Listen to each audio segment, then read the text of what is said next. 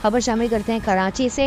हमारे नुमाइंदे एजाज अहमद खान की इस रिपोर्ट के मुताबिक एसएसपी वेस्ट तारिक इलाई मस्तूई साहब के डिस्ट्रिक्ट वेस्ट की शाइन फोर्स के अफसरानों और जवानों से मुलाकात। एसएसपी साहब ने शाइन फोर्स के अफसरानों और जवानों से एसएसपी ऑफिस डिस्ट्रिक्ट वेस्ट में खुसूसी मुलाकात की। एसएसपी साहब ने अफसरानों और जवानों से दरपेश मसाइल दरियाफ्त किए और स्ट्रीट क्राइम के कंट्रोल के हवाले से ब्रीफिंग दी। स्ट्रीट क्राइम और मंशात फरोशों समेत गुटखा फरोशों के खिलाफ भरपूर कार्रवाइयाँ करेंगे। आप तमाम की कारकर्दगी को खुद मॉनिटर करूँगा। ईमानदारी और बहादुरी से फ़राइज़ की अदायगी करने वाले अफसरान और जवानों हमारी और महकमे पुलिस के लिए बाइस फ़ख्र हैं।